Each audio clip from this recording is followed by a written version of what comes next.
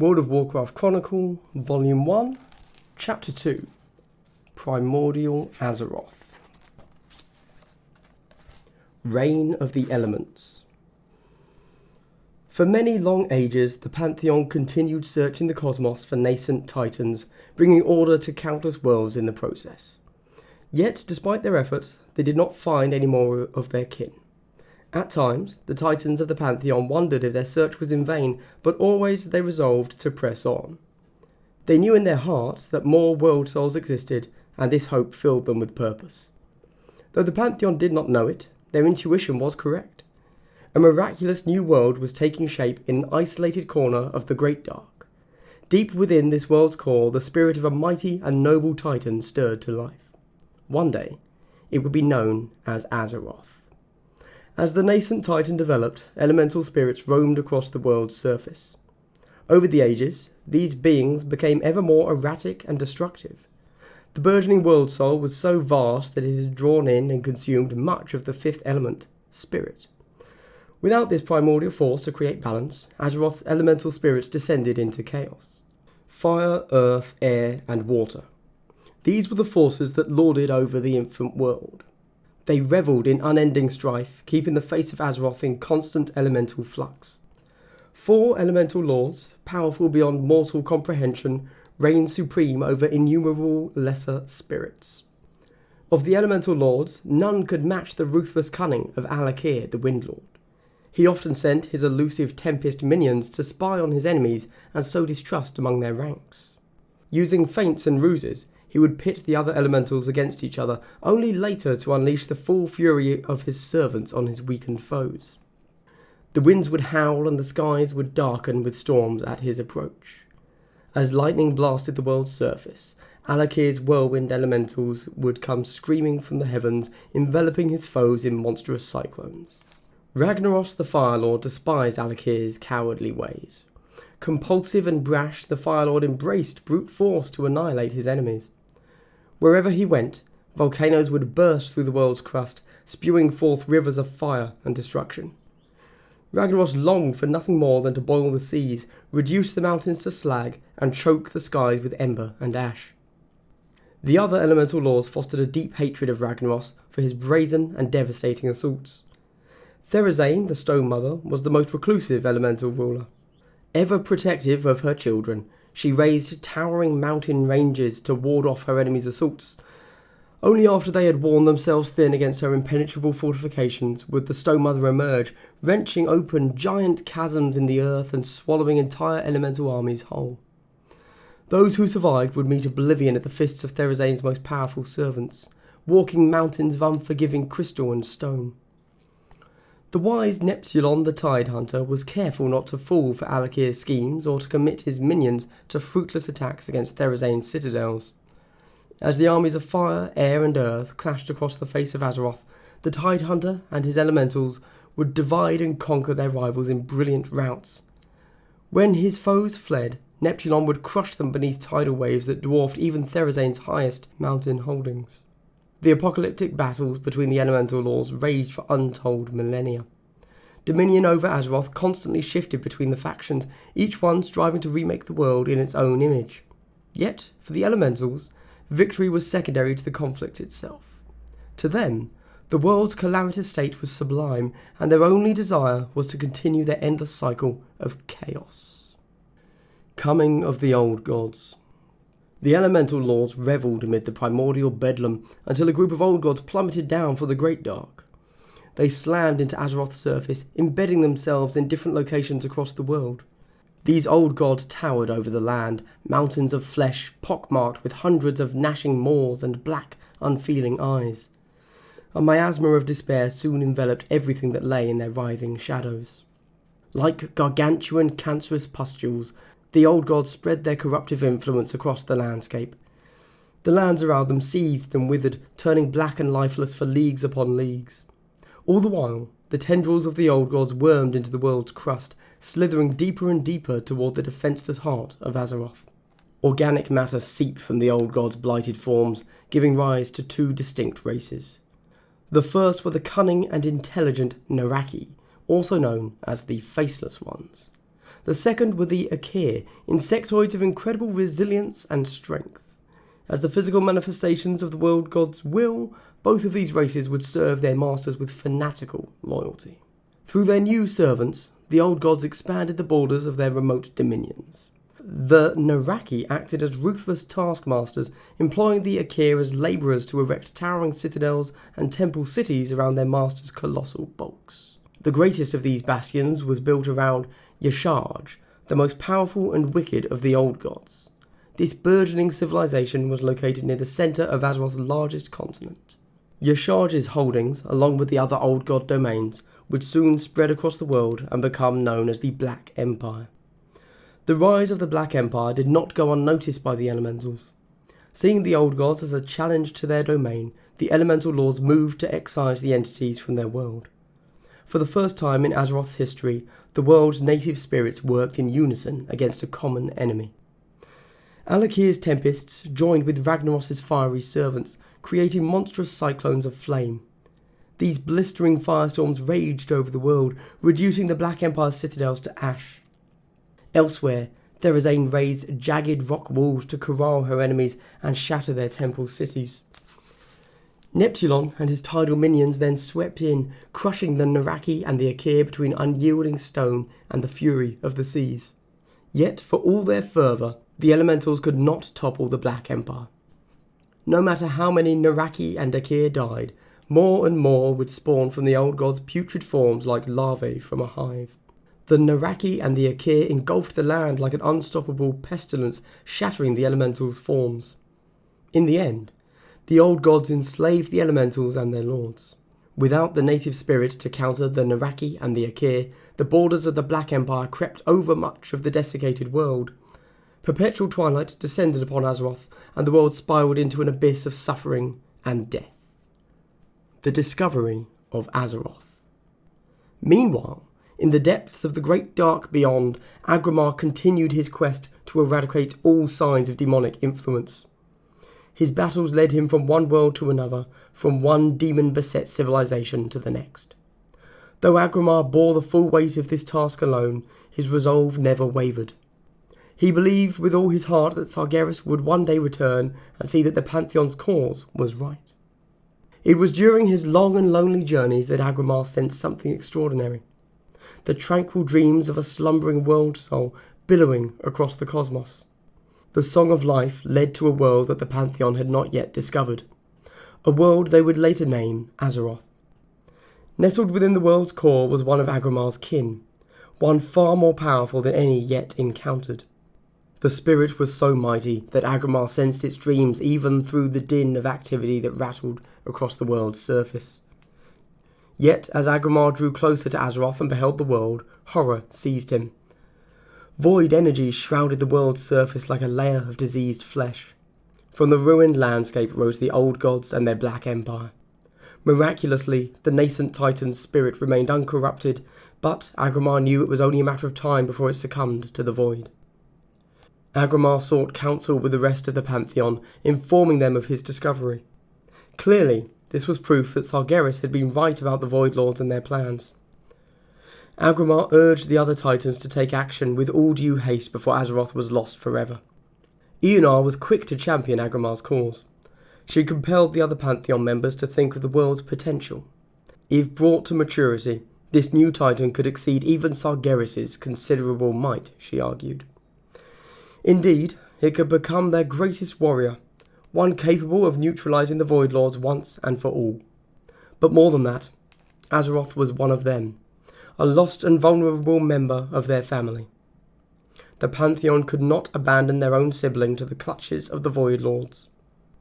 Ionar's words stirred the hearts of the rest of the Pantheon. They unanimously agreed to save Azeroth, no matter the cost. Agramar formulated a bold plan of attack. All members of the Pantheon would travel to Azeroth and purge the Black Empire that had claimed it. They would not, however, take action directly. Due to their colossal forms, Agramar feared the Pantheon would irreparably damage or even kill the World Soul. Instead, he proposed creating mighty constructs to act as the Pantheon's hands and prosecute their will against the Black Empire. Under the guidance of the great forger Khaz'goroth, the Pantheon crafted an army of enormous servants from the crust of Azeroth itself, the Aesir and the Vanir. The Aesir were fashioned from metal, and they would command the powers of storms. The Vanir were formed from stone, and they would hold sway over the earth. Collectively, these mighty creatures would be known as the Titan Forged. The members of the Pantheon imbued a number of their servants with their specific likenesses and powers to lead the rest of the Titan Forged. These empowered beings were called the Keepers. Though they would develop their own personalities in time, they would forever after bear the mark and abilities of their makers. Amon Thul gifted some of his vast abilities to High Keeper Ra and Keeper Odin. Khaz'goroth bestowed his mastery over the earth and forging to Keeper Arcadius. Khaz'goroth bestowed his mastery over the earth and forging to Keeper Arcadus. Golganeth granted Keepers Thorim and Hodir dominion over the storms and skies. Eonar gave Keeper Freya command over Azeroth's flora and fauna. Norgadon lent a portion of his intellect and mastery of magic to Keepers Loken and Mimiron.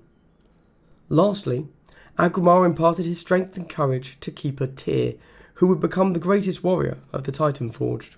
With his new army moulded from the world's crust, the Pantheon went to war.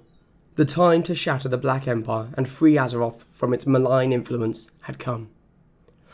Wrath of the Titan Forged. Led by the Keepers, the Titan Forged slammed into the Black Empire's northernmost holdings. The resilience and strength of the Pantheon's armies made them an unstoppable force. They unleashed the wrath of gods upon their enemies, scouring legions of Naraki and Akir and sundering their temples. The arrival of the Titan Forged caught the old gods completely off guard. They reeled in response to these stone and metal-skinned invaders, but they were determined not to lose control over Azeroth. To reassert their dominance, the old gods called upon their greatest lieutenants, the Elemental Lords.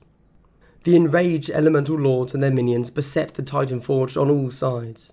Ever wary of fighting a unified elemental army, the Keepers resolved to divide and conquer their enemies.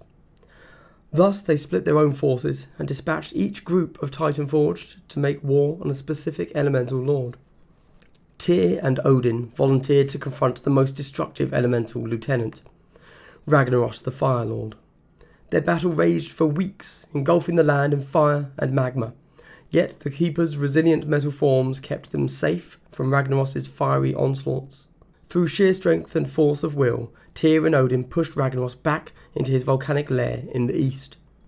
In a land of boiling acid seas and skies choked with ash, the two Keepers defeated the Fire Lord.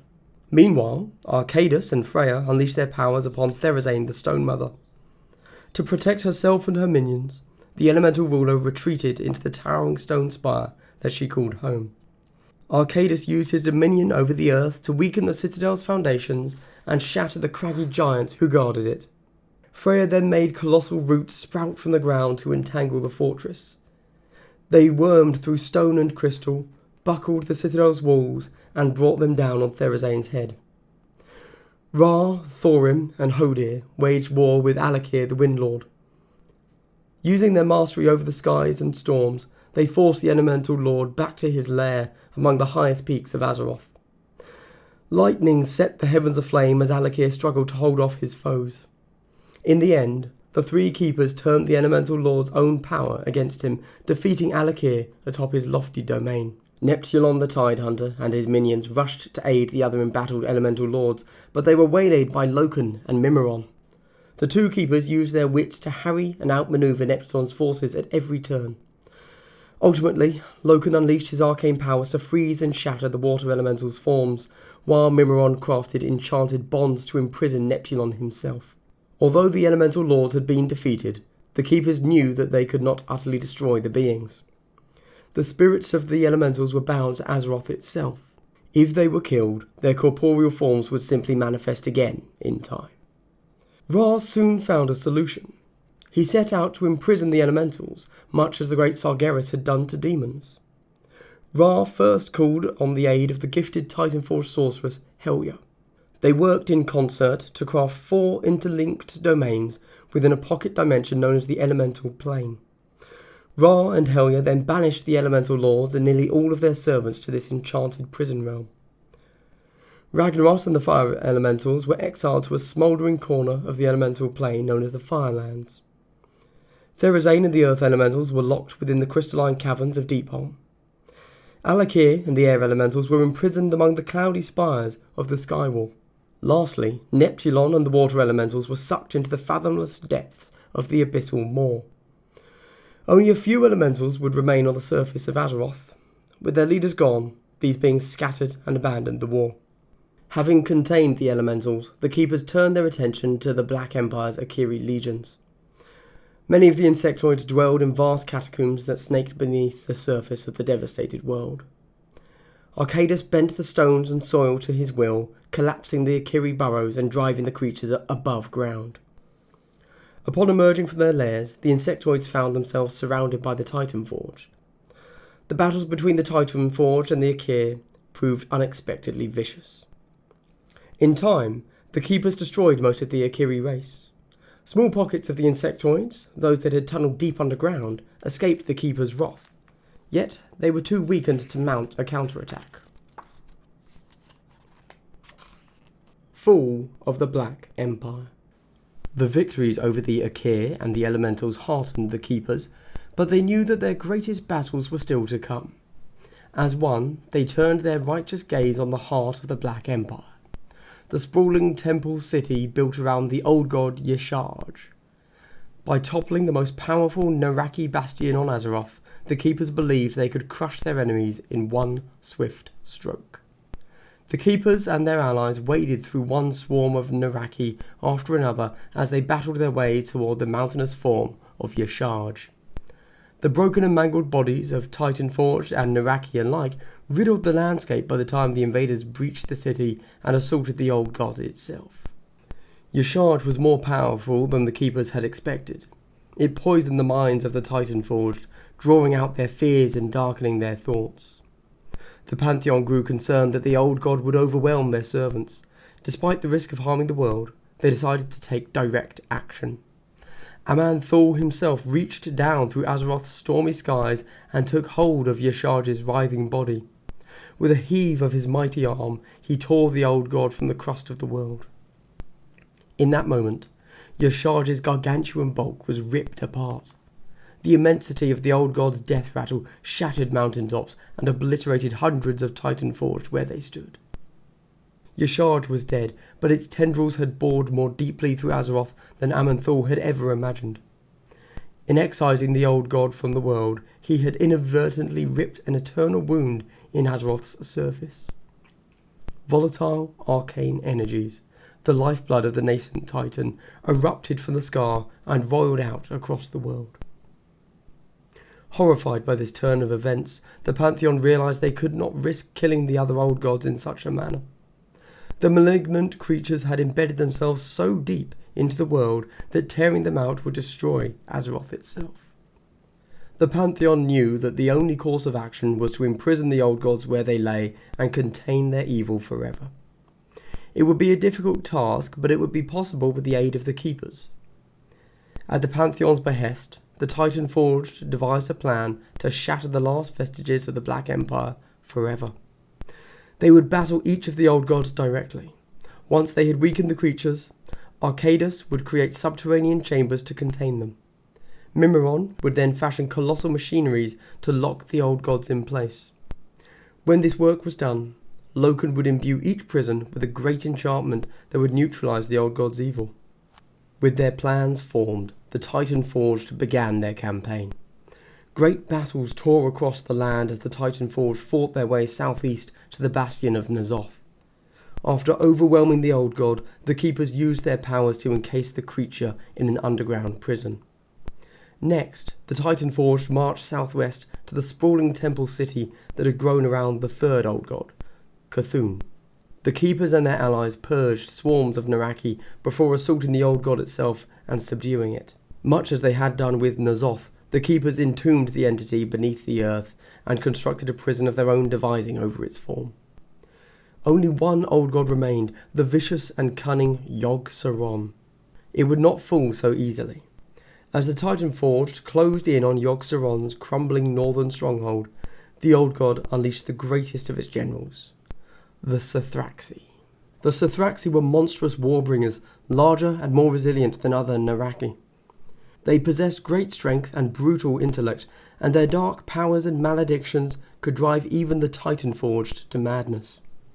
The giant, tentacle-faced Sithraxi whipped the remnants of the Black Empire into a frenzy. They swarmed the Titanforged on all sides, thinning their ranks. By the time the Keepers and their allies reached Yogg-Saron, their forces were greatly diminished. They found that they lacked the strength of numbers to defeat the Old God.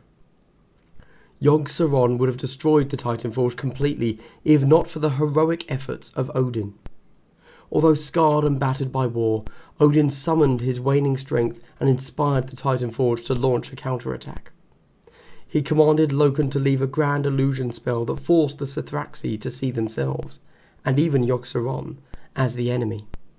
As the Black Empire's forces turned on one another, Odin swooped in to cut down his confused foes. The other Titanforged followed his lead, and together they succeeded in pacifying Yogg-Saron. As they had done with Cthulhu and N'Zoth, the Keepers buried the entity beneath the earth, locking it away in a monolithic, enchanted prison. The Well of Eternity and the World Forges. For the first time in Azeroth's history, a tentative peace settled over the world. The Titanforged had banished their chaotic elemental lords to another plane of existence. They had also purged the Black Empire and muted the terrible power of the Old Gods. Against all odds, Azeroth had been saved. But there was much work to be done. The Keeper's most pressing concern was the horrific scar left behind when Aman'Thul had torn Yashard from the world's crust. A constant stream of volatile arcane energy bled from the colossal rift, lashing out across the world. The Keepers knew that, if left unattended, these energies would consume Azeroth over time. The Keepers laboured day and night, crafting magic wards around the gaping wound to staunch the escaping lifeblood. Eventually, the tumultuous energies calmed and settled into balance. All that remained of the scar was an immense lake of scintillating energy that the Keepers would call the Well of Eternity. Thereafter, the power of this wondrous fount would be infused in the ailing world, helping life to take root and bloom across the globe. With the wound healed, the Keepers sought to strengthen Azeroth's nascent world soul and stabilise its life force. To do so, Arcadus and Mimiron combined their powers to craft the Forge of Wills and the Forge of Origination. These two extraordinary machines would work in tandem, infusing Azeroth's slumbering spirit with cosmic energies. The Forge of Wills would be embedded in the northern reaches of the world, and it would shape the world soul's budding sentience. The Forge of Origination would be installed in the southern reaches of Azeroth, and it would regulate the rhythms of the deep earth and fortify the world soul's form. After these two machines were constructed, the Keepers went to work. Odin oversaw efforts to install the Forge of Wills within a vast northern mountain range that would become known as the Storm Peaks. The Pantheon appointed Odin the prime designate for his valorous deeds in the war with the Old Gods. The task of watching over Yogg-Saron's prison and maintaining the Forge of Wills would fall to him.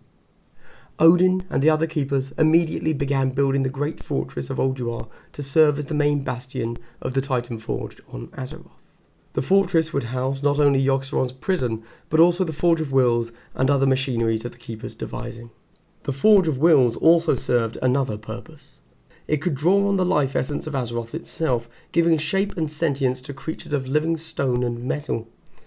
Not only giants, but other types of Titanforged as well. This new generation of Titanforged would help the Keepers bring order to the world. As the Forge of Wills churned out these new Titanforged, High Keeper Ra led an expedition to install the Forge of Origination in the south. He was accompanied by a number of stone-skinned creatures recently wrought from the Forge of Wills, the Anubisath giants, the leonine Tol'vir, and the indomitable Mogu. En route, Ra discovered that remnants of Yashard's corporeal form lay strewn across the southern reaches of the world. When Aman'Thul had ripped the Old God from Azeroth, pieces of the entity had fallen back to the surface, infusing the land with evil. The largest intact piece of Yashard was the Old God's icy heart, a mass of diseased flesh seething with void energies. Rather than destroy the heart, Ra built a subterranean vault to contain it and neutralize its evil. He, along with the other Keepers, knew that studying the heart could help them understand the nature of the Old Gods and other void creatures. Ra charged his Mogu followers with watching over the vault of Yashaj. They would guard and care for the surrounding land as well. Ra then continued his expedition and travelled west. There, he and his followers embedded the Forge of Origination in the land. The earth rumbled beneath Ra's feet as the gargantuan machine churned to life. The High Keeper soon sensed that the twin forges were working in synergy, sending healing energies through the heart of the world. Ra and his followers erected a sprawling fortress around the Forge of Origination. This site was called Oldum, and it would become the southernmost base of operations for the Keepers. Much like the Forge of Wills, the Forge of Origination would serve a dual purpose. In the event that Azeroth's flora and fauna succumbed to corruption, the incredible energy stored inside the great machine could be unleashed to eradicate all life on the world, allowing it to start anew. High Keeper Ra commanded some of the Tol'vir and Anubisaths to safeguard Oldham forever.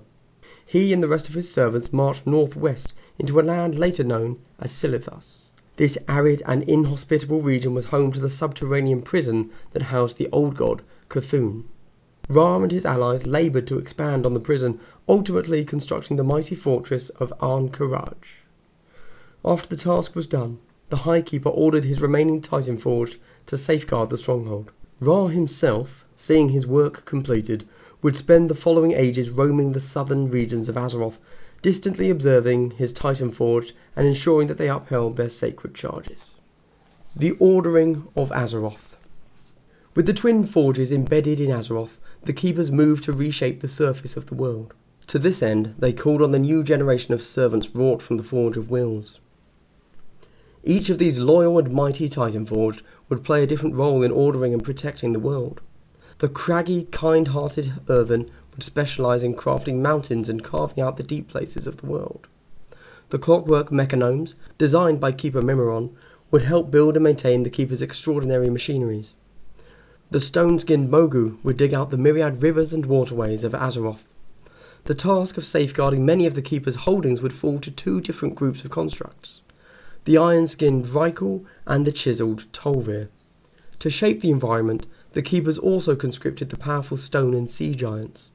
They would roam the breadth of Azeroth, lifting towering mountain ranges and dredging out the fathomless seas.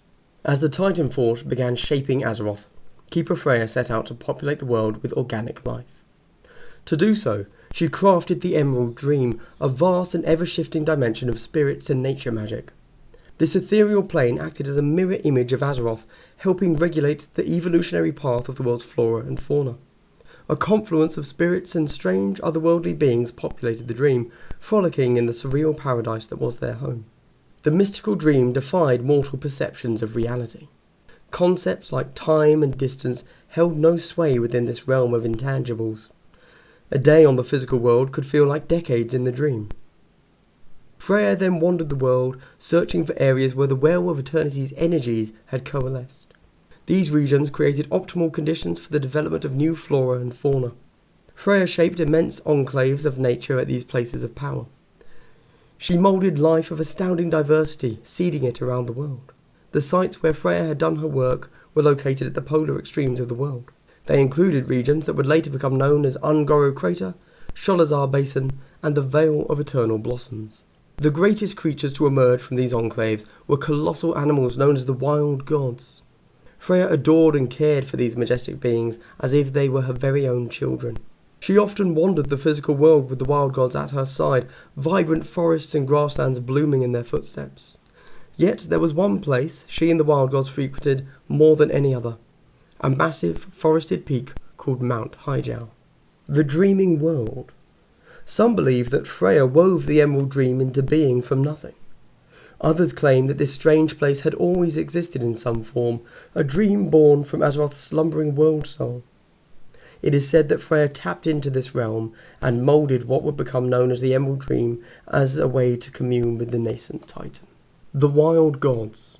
Among the greatest Wild Gods were Malorn, the Honourable White Stag, Aecina, the Mother Wisp, Agamagan, the Razor Boar, Aviana, the Mistress of Birds, Ursok and Ursol, the Colossal Bear Lords, Tortolla, the Wise, Goldrin, the Great Wolf, Chi-Ji, the Red Crane, Niao Zhao, the Black Ox, Zuan, the White Tiger, Toulon, the Jade Serpent.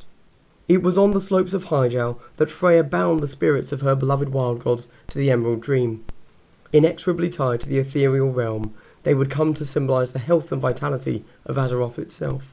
Forever after, Hyjal would remain a refuge and sacred place to the wild gods. As Freya's creations explored the world, they came across a number of other strange life forms. These creatures had emerged from Azeroth's elemental past of their own free will. When the Keepers had sealed off the elemental plane, some stragglers had escaped banishment. The fury of these spirits had ebbed over time, and they had become creatures of flesh and blood. It was from these former elementals that some forms of wildlife, such as proto-dragons, came to be. In time, the Keepers and their servants stabilised Azeroth's main landmass, a continent that teemed with plants and creatures of every kind. Twilight fell as the Titanforged surveyed the world they had shaped, and they named the primary continent Kalimdor, Land of Eternal Starlight. The Pillars of Creation. The Pantheon bestowed wondrous artefacts on the Keepers to aid them with ordering the world. These relics were known as the Pillars of Creation. Ages after the Keepers had completed their grand work, the artefacts would become lost and scattered across the lands of Azeroth. The Pantheon's departure. Pleased with the Keepers' efforts and assured that the slumbering world soul was in good hands, the Pantheon prepared to venture back into the Great Dark. The discovery of Azeroth was proof that other nascent titans could exist in the universe, and the titans were eager to renew their search. The Keepers mourned the imminent departure of their makers, but they also brimmed with pride at being given the honour of safeguarding Azeroth. To commemorate the Pantheon's departure, Loken and Mimron crafted a set of enchanted artefacts called the Discs of Norganon, which would transcribe history as it unfolded on Azeroth. If ever the Pantheon returned, they would possess a record of what had come to pass in their absence.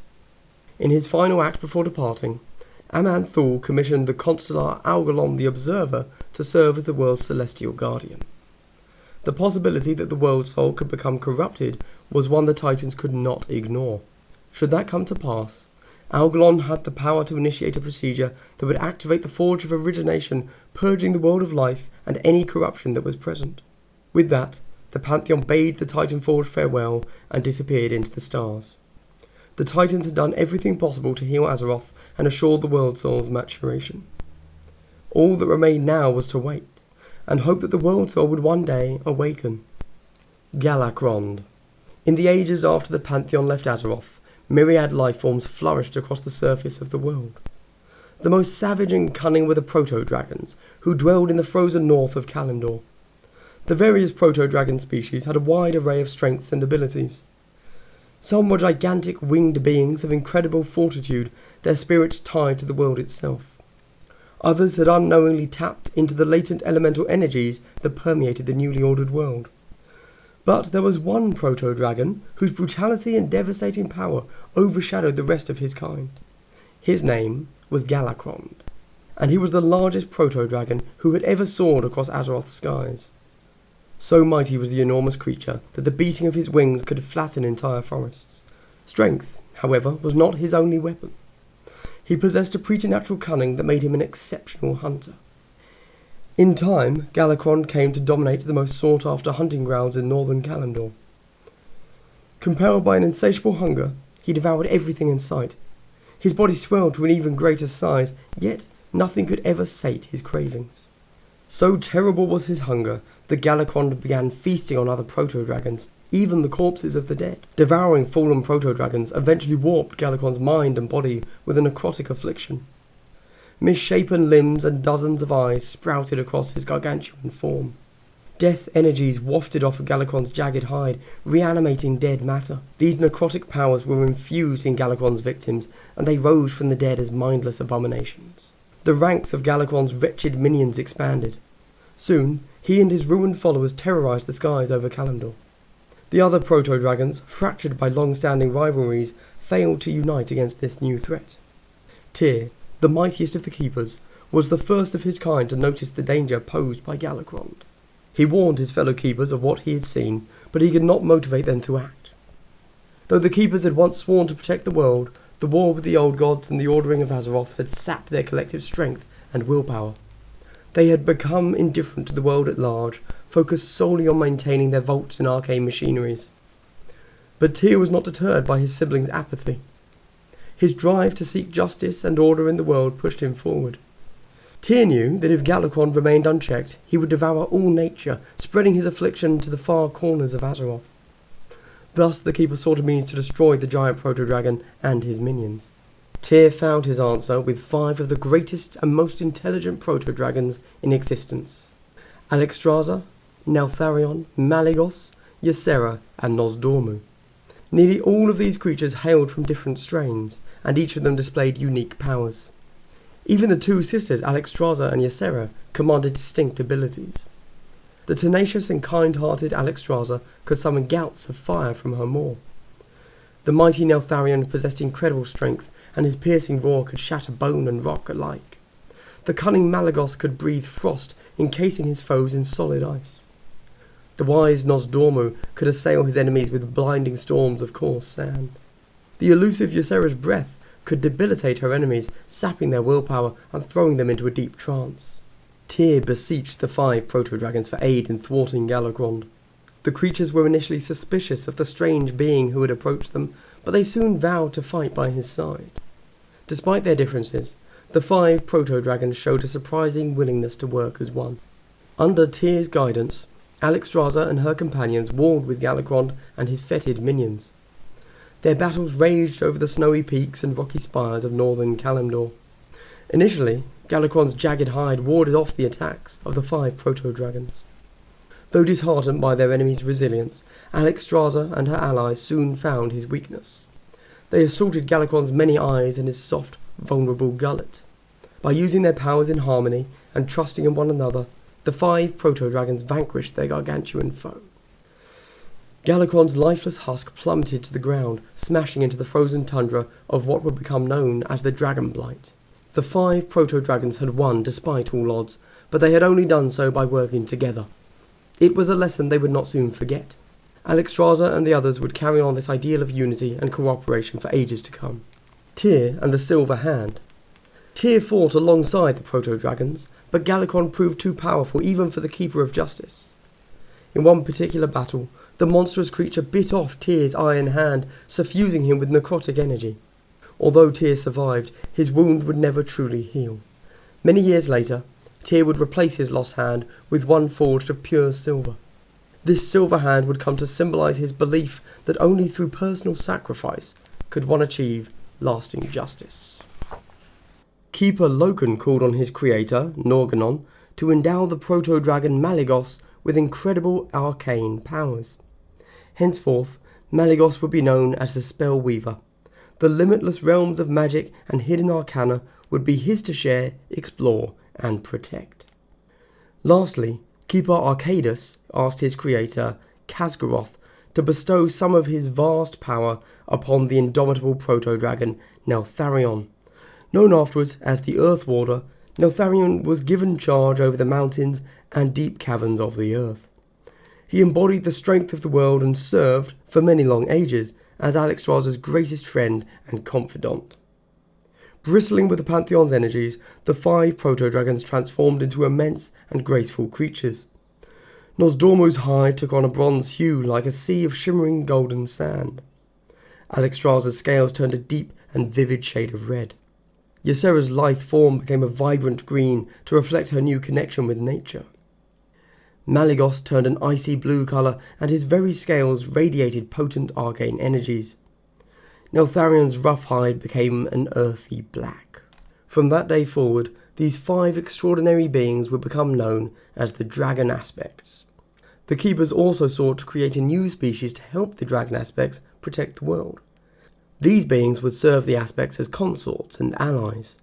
To this end, the Keepers magically altered hundreds of proto-dragon eggs. From them would emerge creatures born in the image of the Aspects.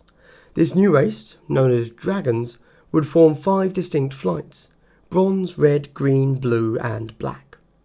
Though each of these flights would serve a different dragon aspect, they would all be bound by their duty to protect Azeroth.